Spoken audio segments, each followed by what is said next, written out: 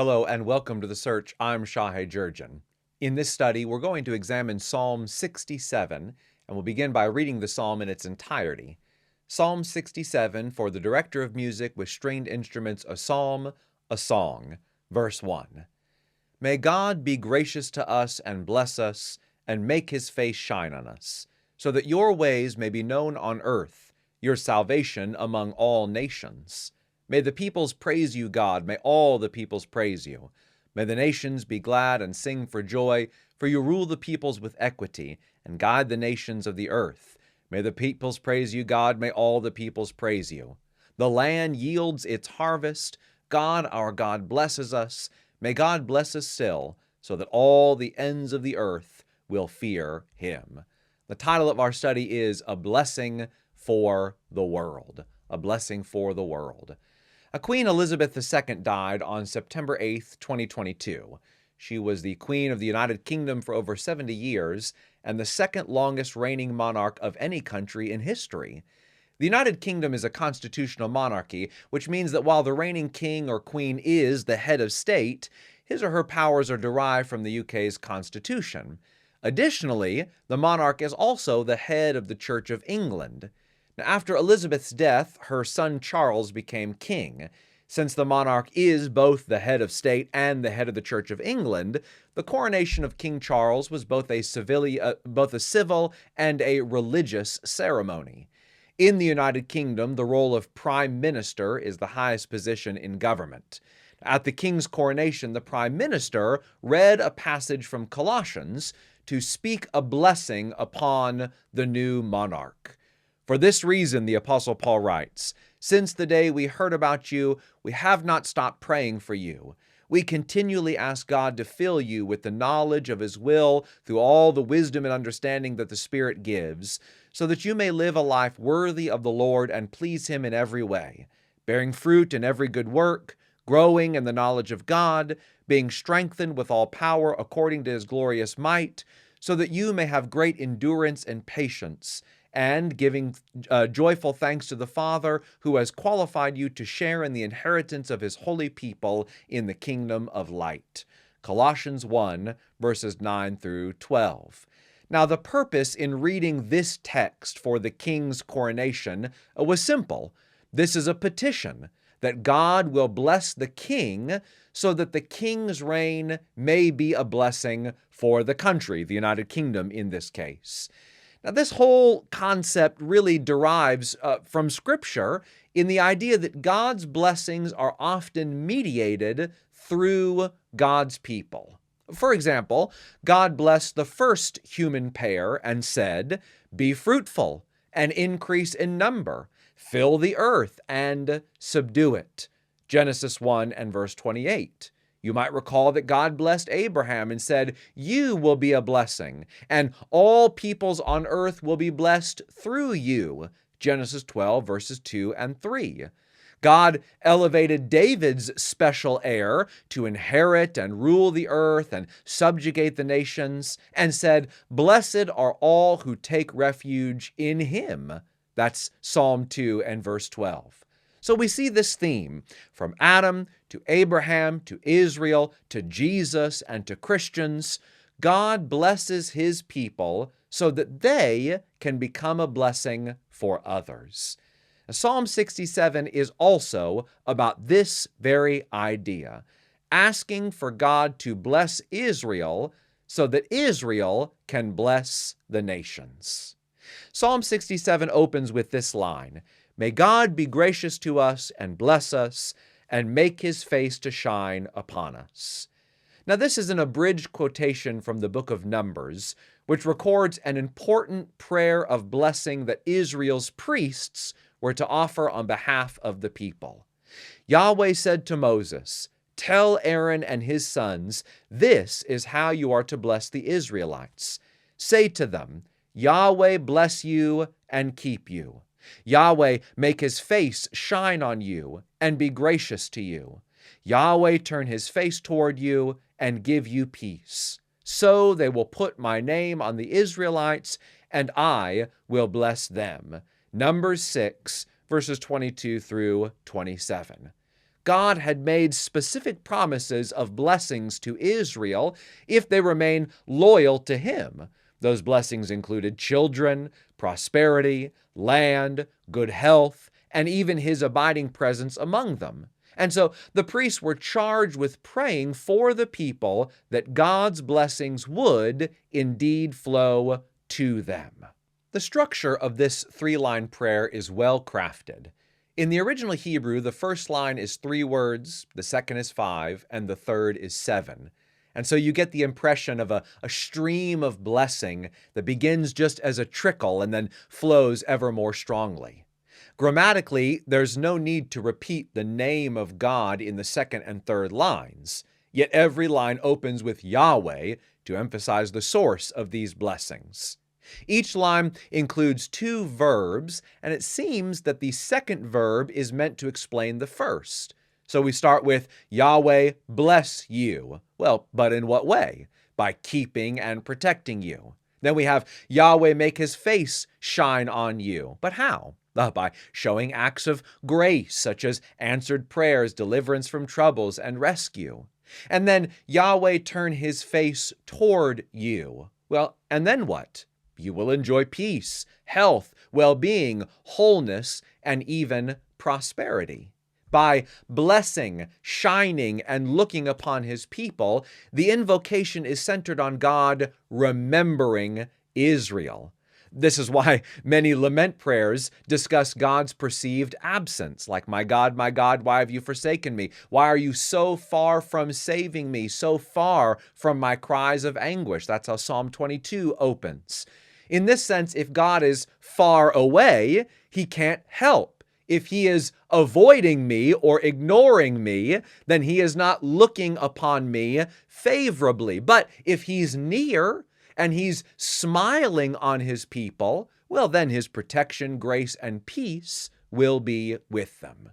Once the threefold blessing has been offered, Yahweh said, so then I will put my name on the Israelites, and I will bless them. In other words, I will be their God, and they will be my people. That's the idea around this blessing. Now, the invocation of this priestly prayer in the opening line of Psalm 67 helps to explain what the purpose of this psalm was. I want you to think about a great convocation in Jerusalem. Worshipers have come from across the land. They're gathered to celebrate one of Israel's important feasts. And at the end of the festival, on the eve of the people returning to their homes, the priests are now standing at the steps of the temple, and they're surrounded by all the worshipers, and it's there they bless the nation. And what do they pray? They pray the blessing of Numbers 6. And then they invite the gathered assembly in response to sing Psalm 67. And this is a probable scenario because the superscript of Psalm 67 says, for the director of music with stringed instruments, a psalm, a song. So now all the people, led by the Levites, join in song to channel the blessings of God. And what do those blessings include? Well, let's read it again. Psalm 67, verse 1. May God be gracious to us and bless us and make his face shine on us, so that your ways may be known on earth, your salvation among all nations. May the peoples praise you, God. May all the peoples praise you. May the nations be glad and sing for joy, for you rule the peoples with equity and guide the nations of the earth. May the peoples praise you, God. May all the peoples praise you. The land yields its harvest. God, our God, blesses us. May God bless us still, so that all the ends of the earth will fear him. Now, while the opening line of Psalm 67 clearly invokes the priestly blessing of number 6, you can see right off the bat that there's a difference between these texts. In number 6, the priests spoke the blessing to the people. So they said, Yahweh bless you and keep you. But in Psalm 67, the speaker is joined by all of Israel in singing, may God be gracious to us and bless us. The priestly blessing of number 6 is also directed to God's covenant people, those who bear his name.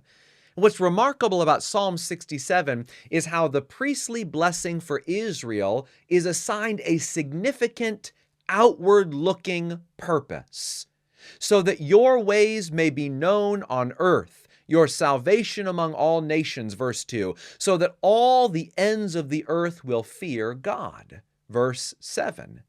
And this goes back to what we discussed earlier, the function of God's people as mediators, conduits, channels of divine blessing. God's work in blessing Israel was not for the people to hoard, like a rapacious dragon piling up treasure. The blessedness of Israel was intended for evangelism. And I think it's so important that we grasp this point. When God blesses people, he does so that they might fulfill their calling. God doesn't bless people merely for their own benefit or comfort. Now, we have some parallel texts here that help to explain the meaning of certain lines, because you'll notice that the psalm is structured as a chiasm. In the first section, the song is offered for God's gracious blessing. In the parallel of verse 6, that gracious blessing is described as abundant harvest. Now, the purpose for God's harvest bounty is so that the nations will come to know God. You can see very clearly in verses 3 and 5 that these sections perfectly mirror one another, with the lines, "May the peoples praise you, God, may all the peoples praise you." All people is another way of referring to the Gentile nations. And so the blessing upon Israel has that outward-looking focus. But the chiasm also highlights the most important part of the psalm, which is right in the middle in verse 4. May the nations be glad and sing for joy, for you rule the peoples with equity and guide the nations of the earth. The word equity can also be translated as fairness, uprightness, or justice. So a claim is being made here about the scope of God's sovereign and righteous rule. As God blesses Israel, the nations will become, Israel, will become a conduit for his divine favor. His people will then become a magnet, drawing the nations, the Gentiles, to the good and upright God they serve. As the world comes under God's rule, they will learn that he is a fair God who is working to set the world right, and they will rejoice. Tanner elaborates further on this hymnic core of the song. Verse 4 forms the center of the chiastic structure. It is also highlighted by virtue of its 3 lines. The heart of the matter is that God will judge all with equity, and all the nations will be guided by God. God will treat all the people just as God treats Abraham's family. God's justice is not contained by national borders or by race. God's justice and guidance are intended for all. God's judgment is the reason for praise, for God comes not to destroy, but to set the world right and bring all into God's kingdom. Now, we know that God's rule over the nations is a frequent theme found throughout the Psalter, but Psalm 67 provides more information about how it is that the nations will come to praise and serve Yahweh. You know, most of the time, it's just stated as a fact. All the nations will worship Yahweh. Well, how? How will that happen? All peoples, the nations, the ends of the earth will revere God because they will see how he has blessed and guided his people. Israel will say, God, our God, blesses us. And in the share of those blessings with the world, God's kingdom will advance. Now, in considering the import of the song, it's reasonable to ask how the message of Psalm 67 might apply to followers of Jesus. First and foremost, Christians should embrace the idea that they are a conduit for God's work in blessing the nations. God blesses people in many different ways. The Apostle Paul emphasized this point when he discussed the importance of diversity within the body of Christ. In Romans 12, we read, "We have different gifts according to the grace given to each of us. If your gift is prophesying, then prophesy in accordance with your faith. If it's serving, then serve. If it's teaching, then teach. If it's to encourage, then give encouragement. If it's giving, then give generously. If it's to lead, do it diligently. If it's to show mercy, do it cheerfully." Romans 12, verses 6 through 8. God blesses his people and then calls them to use those blessings for others. Sometimes gifts will be used to minister to our fellow believers. Sometimes they'll be used for the peoples of the world. As Paul elsewhere wrote to the Galatians, "Let us not become weary in doing good, for at the proper time we will reap a harvest if we do not give up. Therefore, as we have opportunity, let us do good to all people, especially to those who belong to the family of believers." Paul frequently uses this little expression, "do good." And if you examine Paul's use of that expression, you'll find that for Paul, this usually meant to do acts of benevolence and service. So it seems fair to say that Psalm 67 has a direct application to the Christian. Just as God blessed Israel for the benefit of the nations, so God blesses the new Israel for the benefit of the nations. As Mays says, the blessing of Israel will gain the attention of the nations, and they will see in Israel's story the revelation of the reign of the Lord. The blessing of the church is for the salvation of the nations. Surely God has given his people a grand mission to mediate his blessings into the world, that all might come to know him as the just, fair, and mighty King that God truly is. And so, let us go out and channel the blessings of God to those in our communities. Thank you for joining me in this short study of Psalm 67. God bless you, and we'll see you next time.